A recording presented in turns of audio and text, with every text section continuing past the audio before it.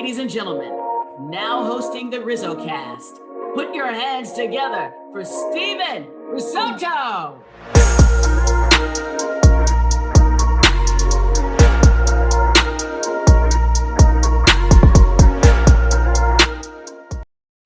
What's going on, everybody, and welcome. My name is Steven Risotto. I cover the San Francisco Giants for SF Bay, and I am the host of RizzoCast, a podcast that features current and former big league players, coaches, fans, media, and whoever else is regarded as some of the brightest minds around the game of baseball. Today's guest is Jeff Ramirez. You may remember him from episode number 49 of RizzoCast.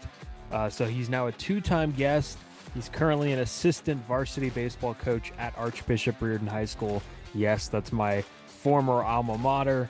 And I had the privilege of playing under Coach Jeff for 2 years, and he's someone I still keep in contact with to this day.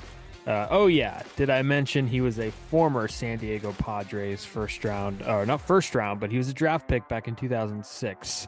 Coach Jeff and I catch up on how his coaching season is going so far, the new pitch clock in MLB, the new shift rules, offensive approaches, pitching, an outlook on the San Francisco Giants. They're the local team in San Francisco, of course, where Riordan's located. Some notes on the greatest players in the game, and much, much more. All of it is coming up next on RizzoCast. This is episode number 132. Let's welcome Coach Jeff back for a conversation, and let's get started. Alrighty, and we are back with the legend himself. It is Jeff Ramirez. He's been on the show before. We just talked about this off air, talked about how he was on episode number 49, and he's back here on episode number 132. Coach Jeff, Mista Coach, what's going on? How's it going? Long time no see. Man, it's going well. Got back from an ABCA meeting, my first one. Man, it kind of punks you as a coach. I went in there thinking I had baseball knowledge, and I went there, and when I left, I was like, man, I got a lot to learn as a coach. My Lord, there are so many different things. So what an exciting time it is for baseball and offense that maybe we'll get into. Yeah, no, I can't wait for that conversation, because I know that we're gonna spit some takes all over the place. But I do want to talk about that meeting real quick, because that was kind of a highly attended meeting by a lot of coaches all over the country. Was there like a blend of like old school, new school? Was it, just completely old school, completely new school? What did you kind of notice walking through the halls there? Yeah, I think that's a great way of looking at it. A blend of old school and new school. The way these guys work. So I guess whoever wins the College World Series kicks it off, and it was Ole Miss. And he had videos of how they progressed throughout that season, and it just gave everyone in the room chills. Because I don't know if you know this, I didn't know this, but they got in with like close to a 500 record to the College World Series. They weren't really like destroying teams. They got hot late, and they just, when you get hot late, that's the best time to be. And they just kind of rode that wave and beat some really, really good teams and won that World Series. Yeah, once you get in, anything could happen. It's a crapshoot from there on out. Yeah. But yeah, I mean, Nashville, right? It was in Nashville, Tennessee. Is that right? I mean, did you have fun in Nashville? It broke records for how many people that attended. Nashville was amazing. It's such a beautiful city. Yeah, it was great. How long is that flight? 6 hours, maybe more. About 5 hours. Not too bad. We had a layover. Yeah, it happens. Denver. Was it in Denver? First one was actually in Vegas, if I'm not mistaken. Yeah, but on the way back, it was Denver. Yeah, always either Denver or Vegas or Arizona. But no, that's cool that you got to go to that, and you got to meet someone special. You were just telling me about. Yeah, my one of the guys I grew up watching playing the game, Eric Burns. What an incredible man that dude is, man. He actually knows or grew up with a guy that I play baseball with on Sundays, Jono Stovall. And I text my buddy, I'm like, hey, Eric Burns is here. And he's like, you have to mention my name. And so I thought he was lying, to be honest with you. I was like, there's no way. And Eric Burns looked in my eyes and said, oh, I know Jono very well. And I was like, what? we had a nice conversation. He actually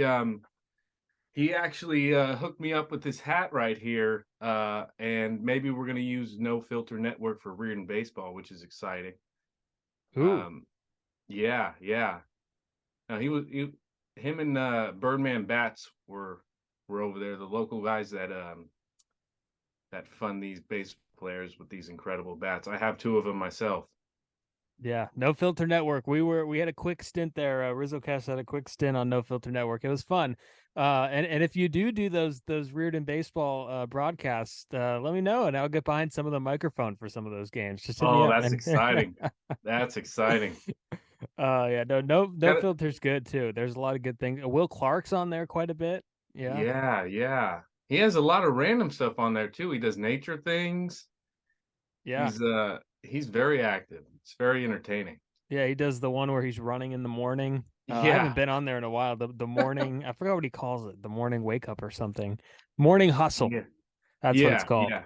Yeah. Where he does like the little monologues and stuff. But yeah, no, very hyper guy, I'd imagine. But did you tell him that you were like a Bay Area guy and everything? And Oh you yeah, said yeah. He no? was the one that actually offered the network to me, saying, "Hey, maybe you guys can be my what did he call it? My experiment child," because I guess his assistant lives right down the street from Riordan. Oh wow. Okay. So we had a little meeting with the head coach and the managers in No Filter Network at how we would get it done and what equipment we would use, all that good stuff. And we actually have a couple of volunteers from the journalism class. Hey, look at that. I don't know if you're aware of the journalism class at Riordan, Uh, Stephen Risotto. yeah, don't know too much about them. I think I still have that record for the awards, but And I think you will always have them. I don't flaunt that to a lot of people, Coach. So I'm just letting you know. Oh well, I do, so don't worry about that. That's awesome. That's really cool that that's going to happen, or hopefully going to happen, and I'm looking forward to watching those streams. Um, yeah, coaching. I mean, you're starting another year coaching high school baseball in San Francisco at Riordan. It's a program that's near and dear to my heart as well. I mean, what's kind of your outlook? I know you're coaching varsity. What's kind of your outlook on the team? How's the team looking? Team's looking good. Everybody has work to do, right? As a coach, I'm not gonna say we're perfect, we're awesome, we're gonna go undefeated. Um, but we have some good leadership on this team, and I'm really excited about that. Puts us in a good position to deal with failure and to keep putting one foot in front of the other no matter what happens, which is very important in baseball, right? You're not going to play a perfect game every time, but that ability to strike out, come back the next at bat with the utmost confidence and put a battle together, that's going to be key in this division. This division is stacked, man. We got Bellarmine, Seraph, St. Francis, Valley Christian. These guys, SISH, these guys can play ball at a high level. And we need to compete with that. But we got some pitch. We got some pitching. It's exciting. Well, that's good to hear. You know me, I always like some good pitching on a high school coaching. Is there anybody that could change some arm angles and stuff, and change up their timing on hitters? Because that was always my cup of tea.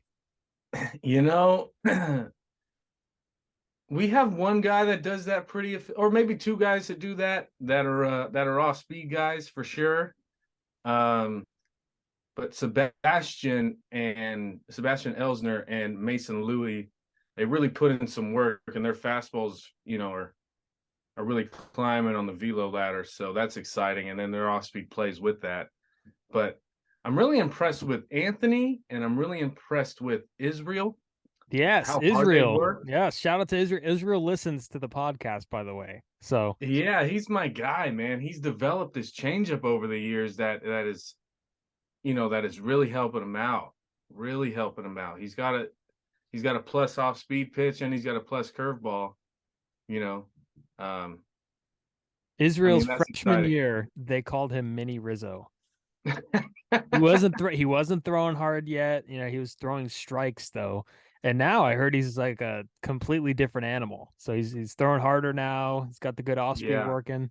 It's good to see. Yeah, he's kind of a coach's dream in a sense that he doesn't stop working. He always wants to get better. He's not stagnant in his work. You know what I mean? He keeps sharpening his tools. It's exciting to see him, from his freshman to his sophomore to his junior, now his senior year. He's gonna eat up a lot of innings this year, whether he knows it, loves it, or hates it. He's gonna be on that mound a lot. So he's gonna get plenty of opportunities to help us out.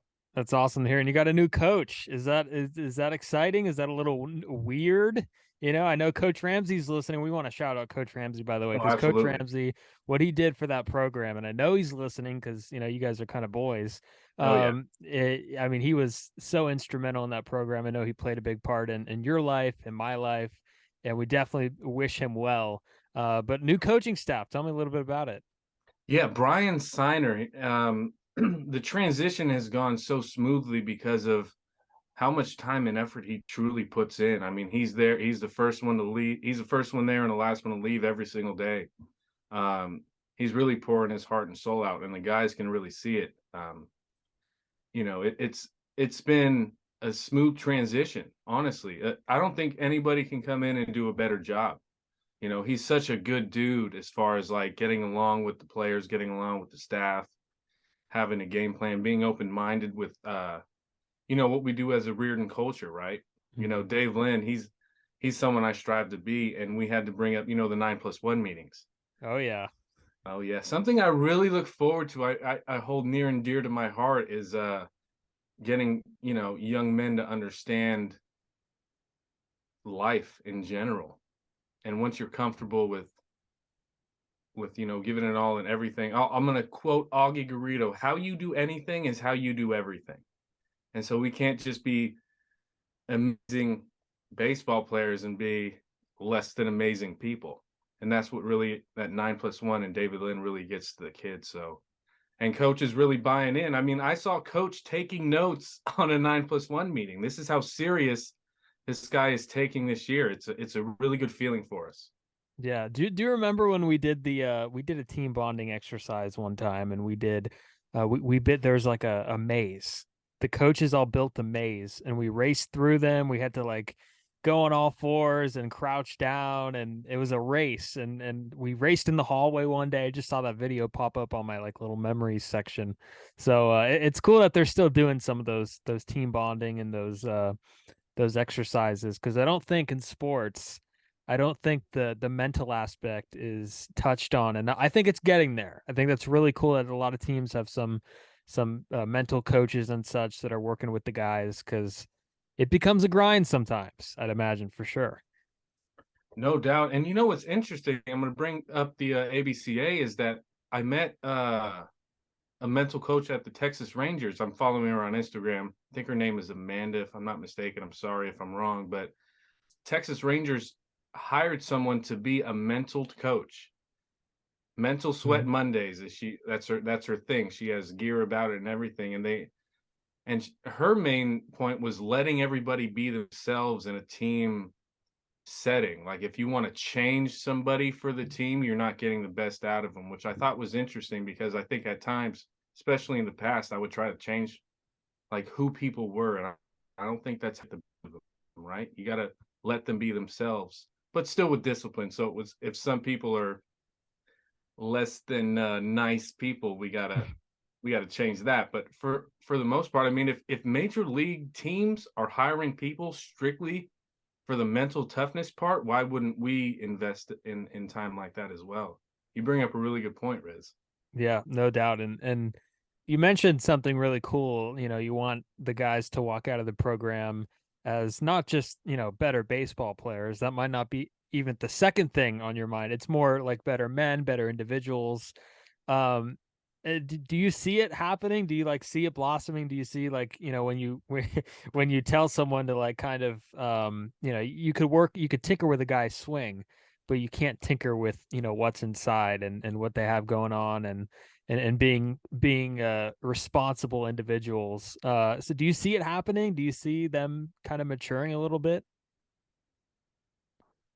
I have the fortunate opportunity to work with the freshman group last year and see them develop this year. And I've been there, this is my 5th year. So I've known the seniors since their freshman year.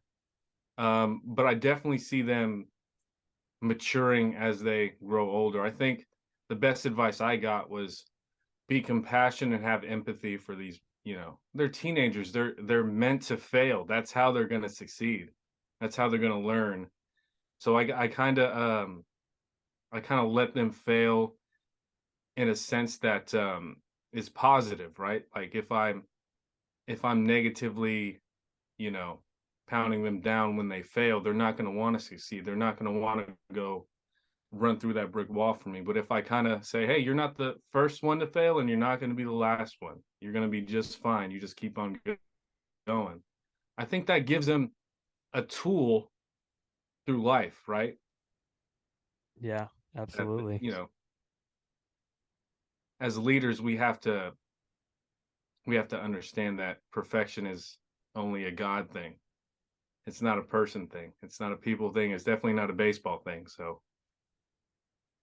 that's what I see. I see kids failing, but then picking themselves up properly. That's the key part. Not staying down here when they fail, but step by step, learning their failures. Yeah, absolutely. And on that note, I guess, the failures now, we used to say that, oh, if you succeed at the plate 3 out of 10 times, you're a Hall of Famer. But I think it might, the standards lowered a little bit. It's more like 2.5 and you're a two and a half out of 10 and you're a Hall of Famer. I mean, I know you're a big, in terms of statistics, you're a big old school guy, and you still look at the batting average. When you watch games today, Coach, can you see the batting average of even some of the great players in baseball, hovering around 225, 230, 240? There's still your 300 hitters, 320, 315, whatnot. But I mean, and a lot of people don't value batting average anymore. What do you think about that when you watch those games and see the batting average down? Yeah, I think I think pitching's at its all-time high right now, so it's probably harder to hit than ever as far as velocity and stuff. But it's funny, didn't Cody Bellinger get like a pretty good lucrative deal for $20 million? 20 million? Well, if I looked up his stats, I mean, they probably wouldn't. Well, I mean, his batting average, did it top 230 last year? I don't believe so. No. So it's kind of it's in a sense that they paid him for what he could be rather than what he is right now. I mean, he was rookie. He had 40 home runs his first full year in the bigs. He's an MVP, rookie of the year. Yeah. MVP, right? And pitching, they're pitching him tough and he's finding it hard to hit, but he does have that clutch gene, doesn't he? You find him in the playoffs, he's still a threat. Yeah. I think this is funny. Did you hear what Aubrey Huff had to say? What did he say? He said something like, hey kids, if you strive to hit 220 and strike out this many times, you can make $20 million in the big leagues. He's a little bitter. He was born at the wrong time and he was a really good hitter, but I think, Bellinger's very versatile. He can play any position on the outfield and he also plays first base and he's still an offensive threat. But I think this year, man, I think the averages are going to skyrocket. No shift Mm-hmm. and a pitch clock. So that do you like the shift? Do you like the banning of the shift or not? Whether I like it or not is happening, but the reason I don't like it personally is because you're changing the genius of the coaching and scouting. Mm-hmm. Now there's just like, line up and play. So the hitter has to be ready before 7 seconds and the pitcher has to throw before. So it's 15. So with nobody on base, the pitcher has to throw the ball in 15 seconds. There's a time counter. There's a counter and it's counting from 15 down to 0. And the batter has to be in the box in alert. That's the word they're using. The batter has to be alert at 8 seconds. So from 15, 14, 13, 12, 11, 10, 9, 8. And if the batter's not alert at 8 seconds, he gets an automatic strike against him. And the pitcher, if he takes too long and that pitch count or the pitch clock goes to 0, then he gets a ball against him. So, I mean, it's pretty interesting. I mean, it kind of takes it back a little bit. The game was pretty quick way back when, like 30 years ago. There was no 3 hour and 30-minute games. So they're trying to get the pace up. It's not necessarily less baseball, but it's less dead time. So it's kind of interesting, actually. I don't know. What do you think about it? I mean, there's a lot of factors here, and I think it's all pointing towards more offense. Yeah. If you think about it, right? If I told you you got to have 70 push-ups in 60 seconds, you would get tired pretty quickly, right? But if I said you got 70 push-ups in 2 minutes, it's just a different pace. Now, pitchers have to pitch at an extremely quicker pace, which means, in my opinion, you're going to have more meetings about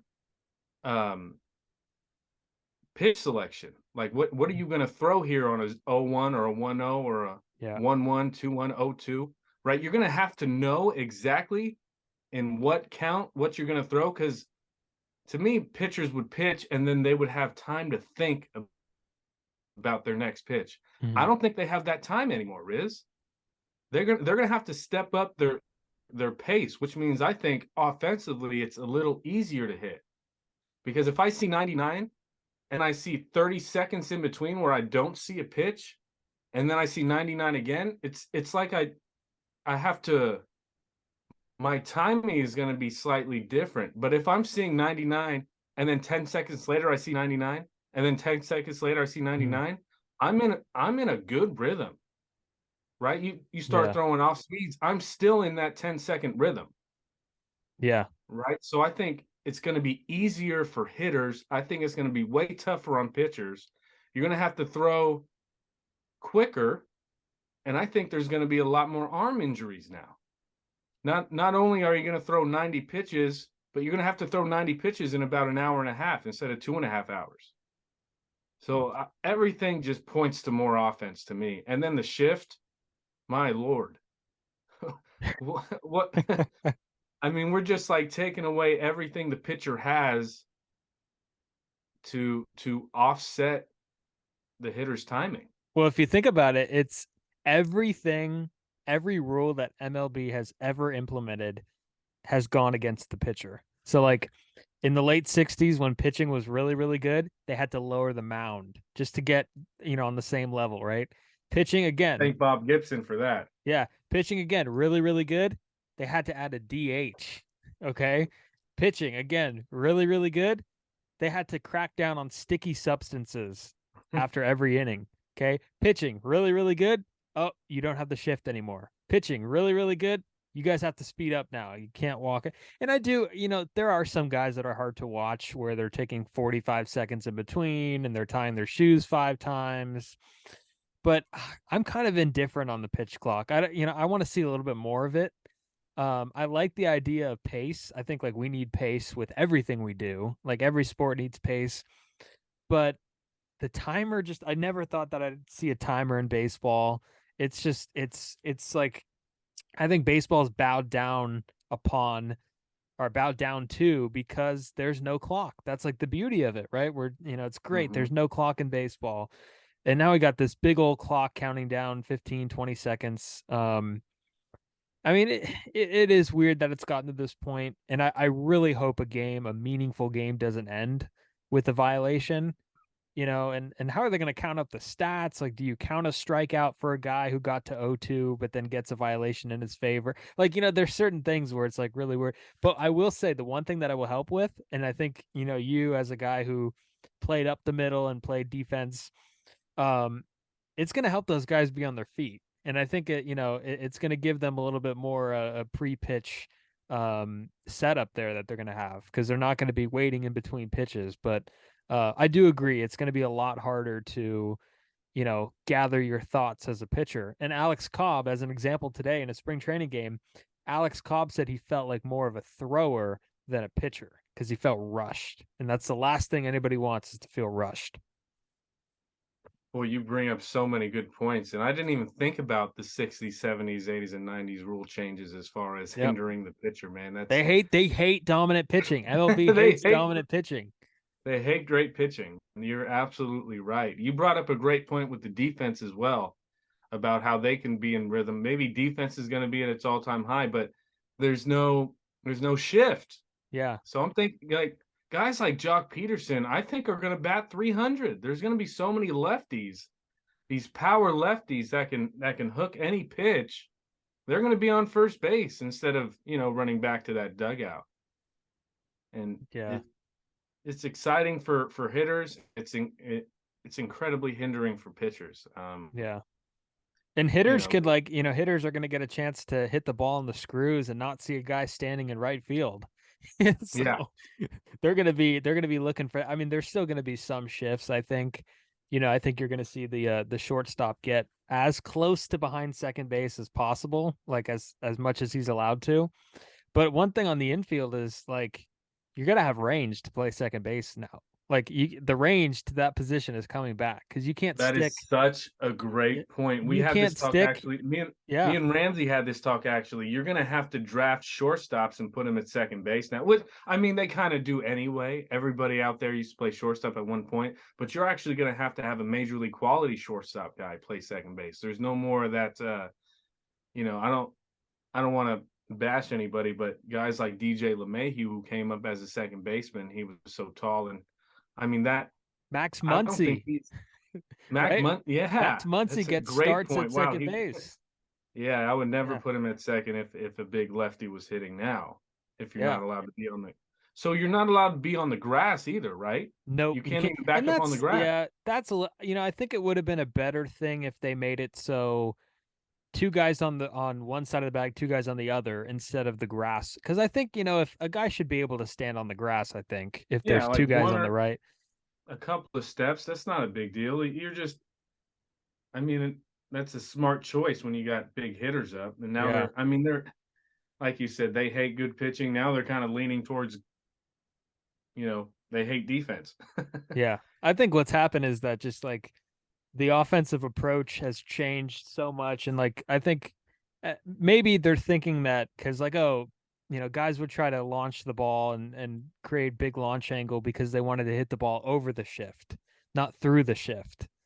Right. But I think like the shift, like, I mean, they're still going to try to hit homers, like, because homers is how you get paid.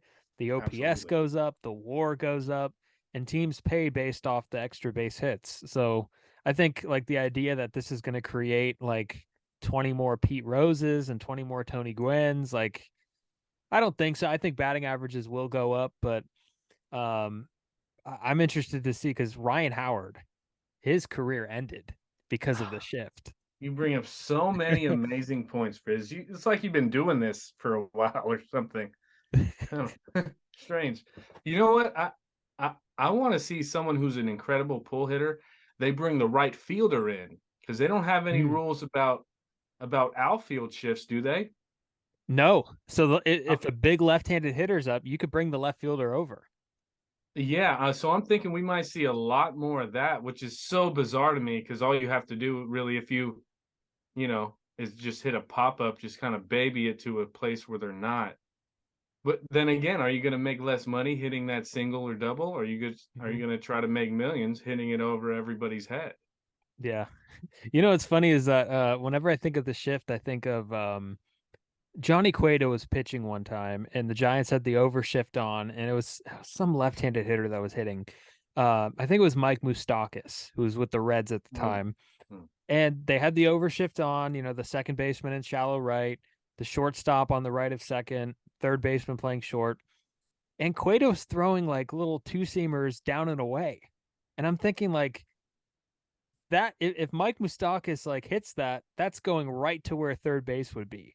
And sure enough, a little doink, swinging bunt up the third base line and nobody's there. So it's like, was that in the playoffs? I can't remember, but the main thing is like if you have if you're gonna shift, pitch into the shift. Like it makes no sense to pitch away from the shift. So it's a game. It's like a game of chess, right? Everybody shifts. You're thinking you're getting something middle in, and here comes a two seam away. Like it's kind of like a mind freak game. Like, wait, why are you doing that? Why do you think I'm doing that? Yeah. But exactly. yeah, no, it never made sense to me. But everything's a mind game, right? With these guys that make millions of dollars playing a game. It's an Yeah. interesting. I want to see it play out. This year is going to be insane to me. There's going to be so many new things that I'm not going to get used to seeing. A pitch clock, no shift, The bigger left-handers grounding the ball bases, to second base. the Let's bases talk are about. Let's bigger. talk about. Yeah, bases are bigger. Yeah. Poor Altuve. Um, let's talk about the base runner or pitcher's rule regarding base runners. That's one I'm not familiar with. Yeah, so basically, if you have a guy on first base or a guy anywhere on the bases, you have two, and they're calling them disengagements. So a disengagement is a pickoff attempt. That's one disengagement. Uh, Another pickoff attempt would be another disengagement. A step off is a disengagement. There might be a few others. So basically, a step off, pickoff attempt, those are all disengagements, and you only get two per at bat. So My word. so if there's a guy, if there's if you're listening, then Coach Jeff right now is face palming. So anyways, so if there's a runner at first and you throw over, okay, you throw over, that's one, you don't get him. Okay. Throw over again, you don't get him. Okay. You could throw over one more time, but you have to get him. You have to get him. And if you don't get him, it's a balk. So you can only throw over twice. And on the third time, you have to get him. So the first thing that I thought when they put this rule in is like, I don't think like there's too many guys that throw over to first a lot anyways. So it's like, No. it's kind of, and B, first and thirds, when that happens, that's going to be wild. Like, can you imagine if you use up your pickoff moves or your pickoff throws and you have guys at first and third? Like, imagine what chaos that's going to be. So it's weird. And the pitch clock, right? Is there a pitch clock with runners on? Yeah, the So you pitch can. clock's going to be part of it too.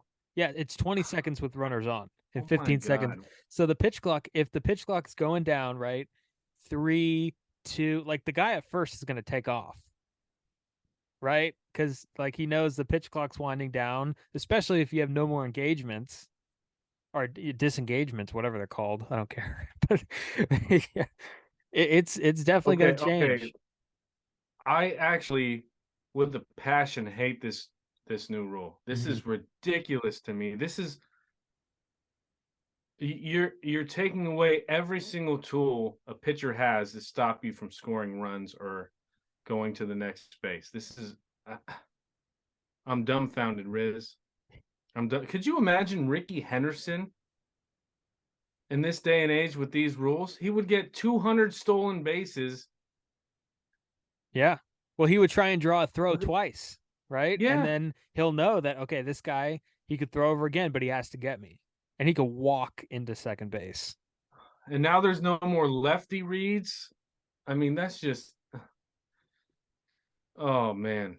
Yeah, it's a little different. And did you see that the permanent extra inning rule is going in too, with the runner starting at second base to start extra innings?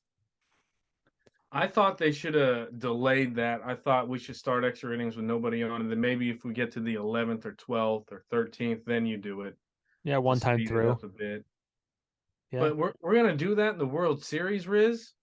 I mean, Yeah. what are we doing?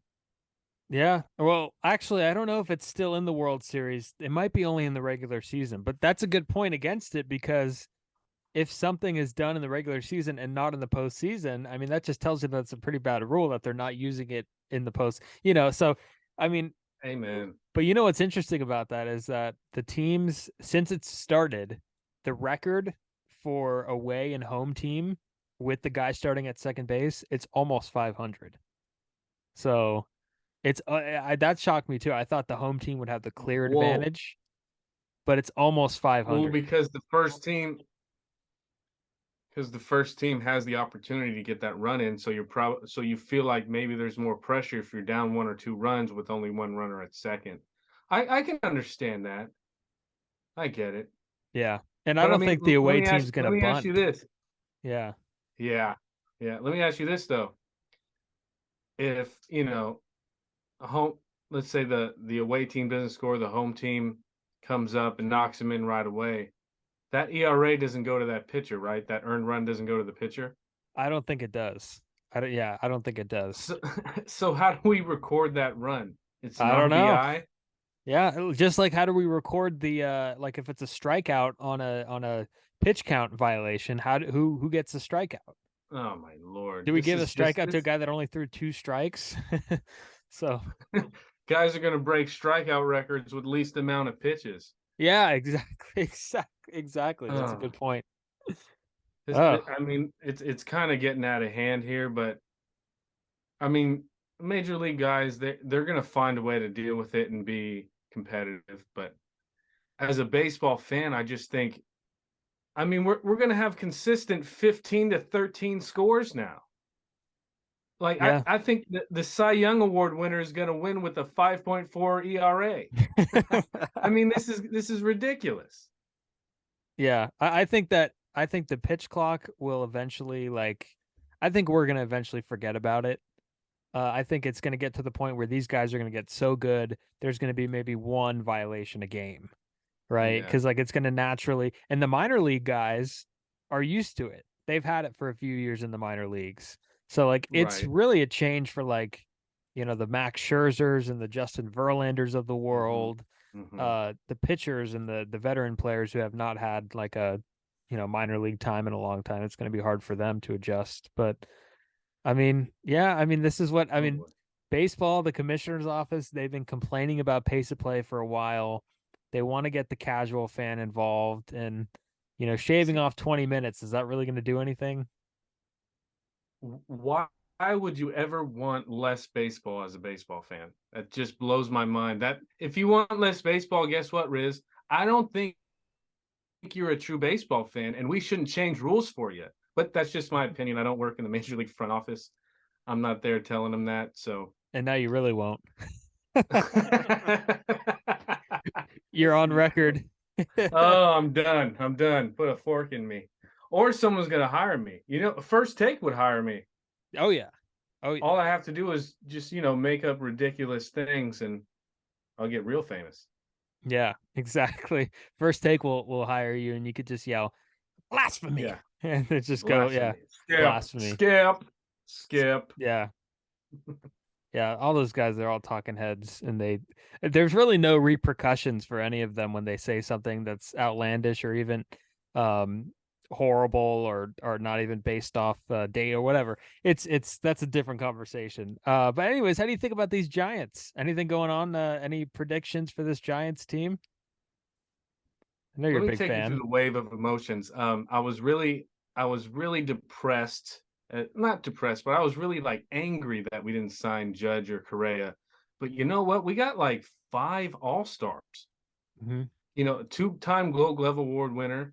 Sean Manaea, I'm pretty sure, was an All-Star, right? Yeah, or at that level for sure. Yeah. Ross Stripling was an All-Star. I saw him give up a home run in the All-Star game, I believe. Or was it? It might have been somebody else. Ross Stripling's up there. And then you got Mitch Haniger. If he's healthy, he's going to hit you 20 to 30 bombs. And then you got Michael Conforto, who's an absolute stud if he's healthy. I mean, these guys they remind me of the 2010 Giants where no one's going to hit 40, but you might have 5 or 6 guys that hit 20 to 30. Guys like, who's that third baseman we got from the Mets? What's his name? Connor Gillespie. Oh no, sorry, No, Eduardo Nunez. Was it Eduardo Nunez? no, He no. didn't come from the Mets. I can't think of his name, but he can hit, man. That dude can hit. And I'm excited for JD Davis. JD Davis. There Yeah, it is. I That was thinking dude. of Giants of years past for some reason. My mind kind of went back a few years. I don't know what I was talking about. JD Davis. Yeah. Yeah, but this is what the Giants really remind me of. Just a bunch of high quality dudes at every position. I think we're a little bit deeper this year. What I think the big question mark is like the bullpen in between our starters and our closer. I don't really have a lot of knowledge of what our roster is going to look like right now, but I know we do have a lot of young talent in the minor leagues. But the Giants kind of drag their foot with minor league talent, don't they? They really don't bring them up. They're not in a big hurry. Some of the guys actually they have been like Kyle Harrison's flown up through the minor leagues. He's that big lefty from De La Salle that everybody's talking about. They have a Yeah. third baseman that went through 3 levels last year, Casey Schmidt. But no, I agree with you. I think they're a lot better than they were last year. And honestly, they finished 500 last year. So if they're a little bit better than last year, then they're possibly a playoff team. Because remember, there's more postseason spots, and the Phillies got in with like 85, 86 wins. So like, Yeah. and the Giants, their big thing, they couldn't catch the ball last year. It was the worst defensive team they've ever had in history. But I thought the Judge thing and Aaron Judge, who should be known not as an MVP, but as Tom Harlan's former teammate at Fresno State. Aaron Judge, I think he played them in free agency. I mean, that's kind of what you do. He got leverage, and he made the Yankees sweat a little bit. And the Correa thing was kind of unfortunate, but and by the way, Mitch Haniger was the WCAL receptions leader until 2019. Did you know that? Where did he go? He went to Archbishop Mitty. He went to Mitty? He went to Mitty. Mitch Haniger is a Mitty Monarch. The wide receiver? Wide receiver at Mitty. Wow. Yeah. I did not know that. So, yeah, and he's a guy that has a 39 home run season just a few years ago. So, yeah, he's no joke. He's a no joke hitter, man. He stays healthy. He may be our MVP definitely if Jock doesn't get shifted on. And I think this is going to be his breakout year as far as what are they going to play him at first now? Are they getting him? He's probably going to DH. He's probably going to DH. First base maybe in an emergency, but yeah. I think he needs to play 5 out of 6 games this year. We need to play the crap out of that guy, man. He can hit. Jock's another guy who former high school football player. Yeah. Palo Alto High School. He was the number 1 wide receiver at Palo Alto. You know who the number 2, you probably know this. You know who the number 2 wide receiver was? It may or may not have been Devontae Adams.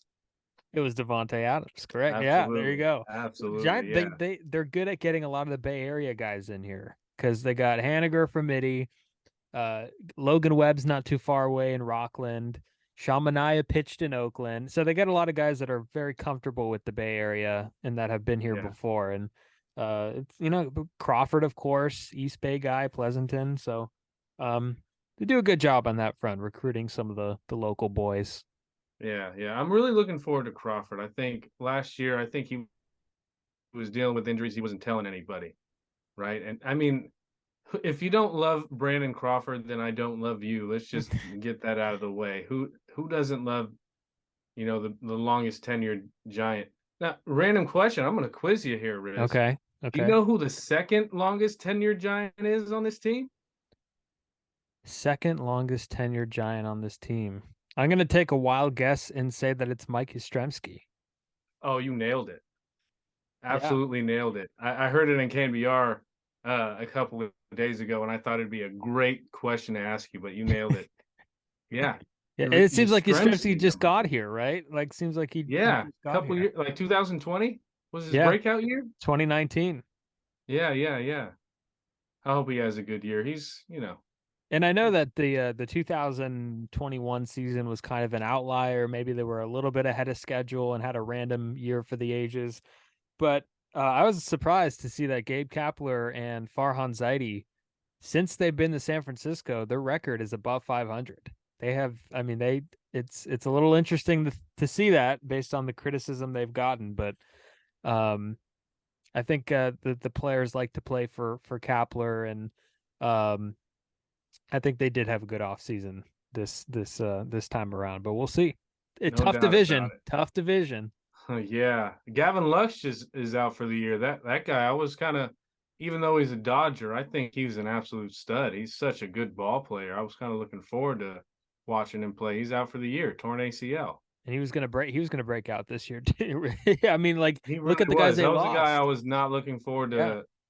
I was, but wasn't. Hopefully he beat up on the Padres, the Diamondbacks for us a little bit, but yeah, he was going to get some playing time too, because they just lost Trey Turner, they just lost Justin Turner, so I mean that left side opened up for him, and it's kind of and that's why they got rid of him, right? Because they knew their replacement could really handle it. It's funny, they got rid of the Turners on the left side, right?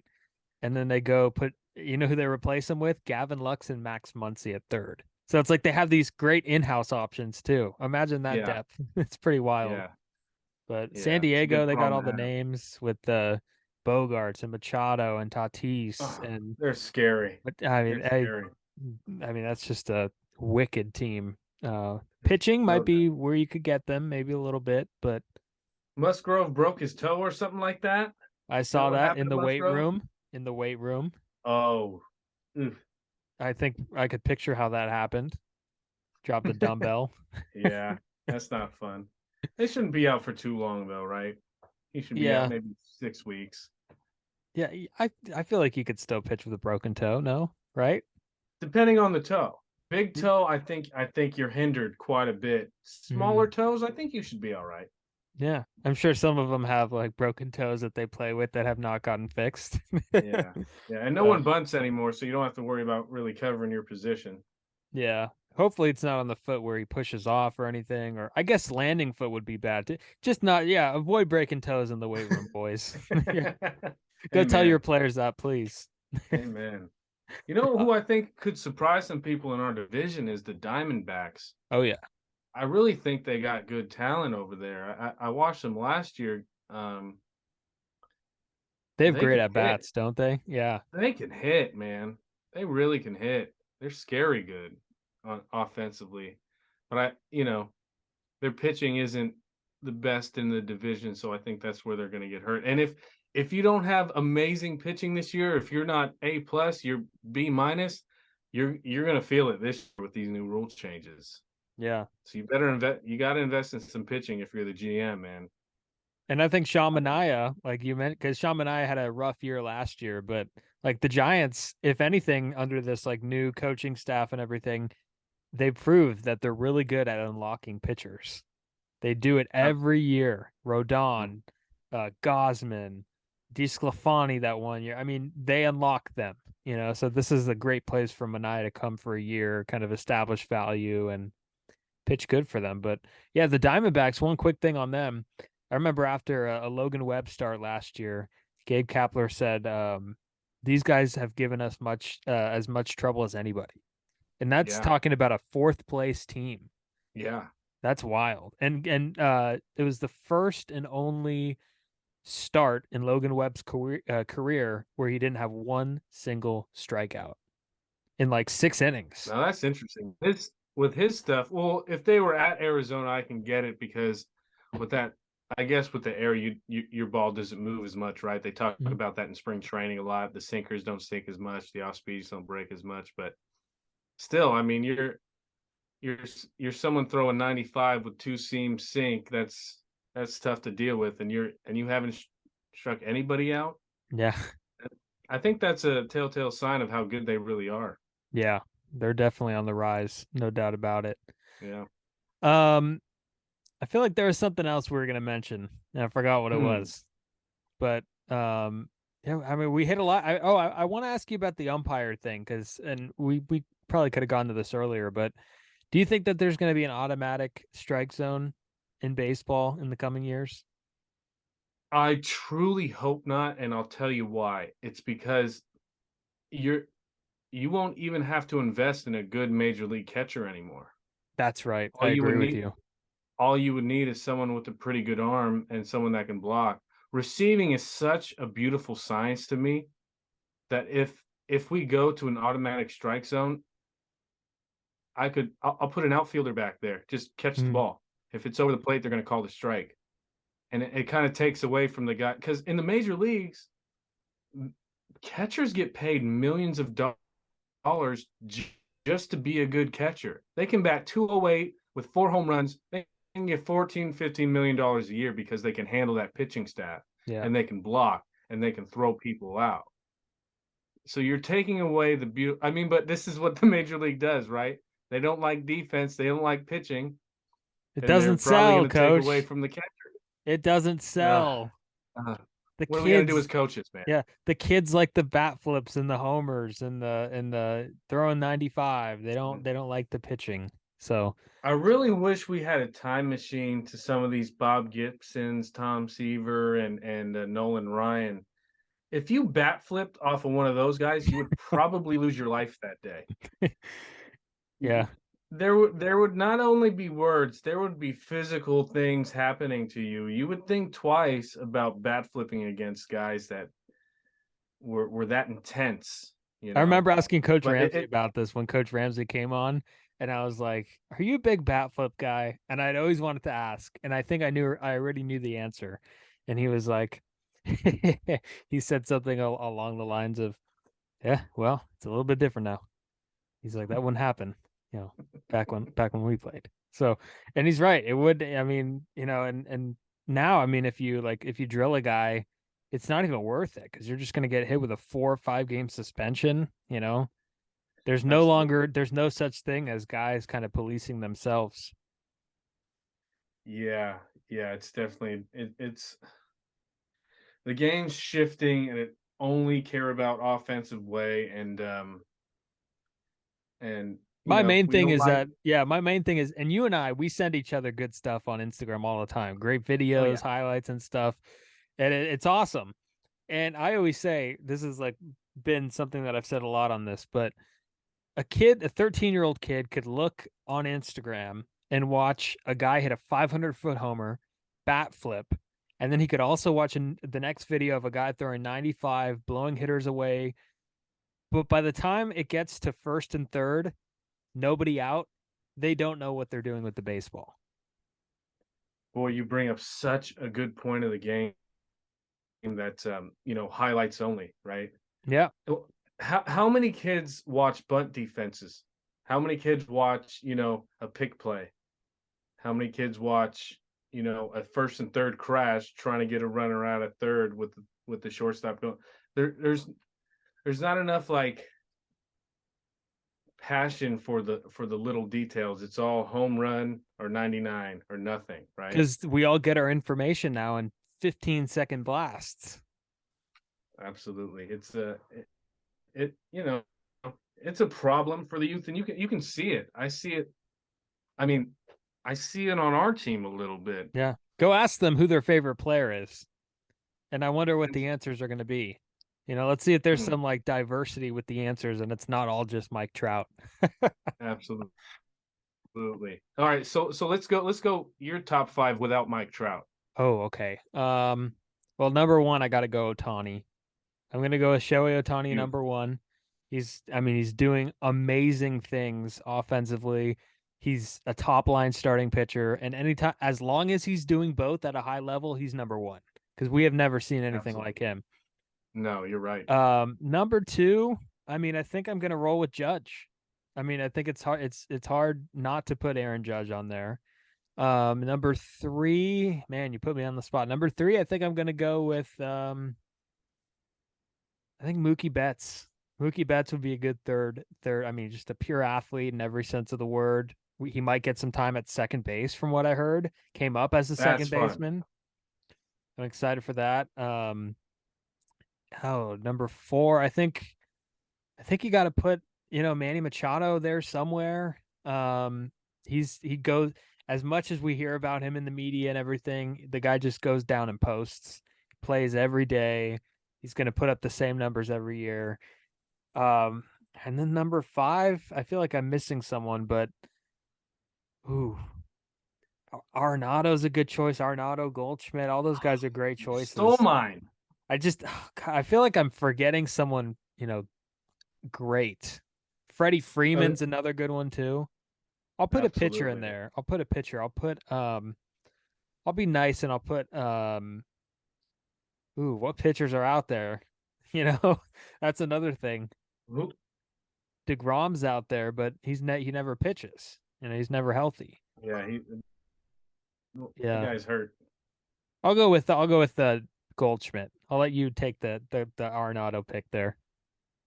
What about you? Beautiful, beautiful.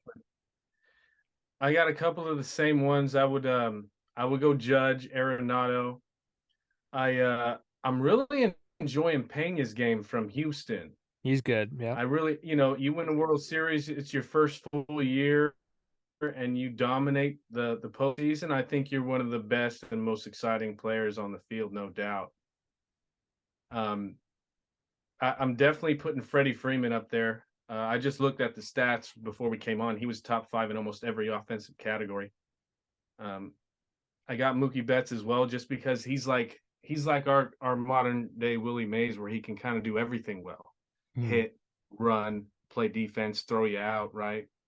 I'm gonna go kind of off the beaten path here. I'm gonna go Julio Rodriguez. Oh, What nice. a talent that guy is, man! What an Nice. incredible talent! What a great swing! Great. He plays center field, if I'm not mistaken. Center field. Yeah, and so he's like modern day Ken Griffey, just mashing balls over the fence and making great plays. So those are my guys right now. And I like the fact that Rodriguez just signed a long-term deal to stay in Seattle, because I love the guys that stay in one uniform. It's like a forgotten thing now. I think like and it's a forgotten thing, especially. I mean, you look at the NBA, these guys want to move every year. But in baseball, like the guys that stay in one uniform, they're always more, we remember them. Their legacy like carries a bigger weight. Like just think of the guys that have stayed in one uniform. Jeter, Chipper Jones, you know, Bonds. yeah, Oh Jimmy no, Roll Bonds or came up as a Bond pirate. or yeah, Sorry. Bonds was a pirate, but we remember him as a John McCovey.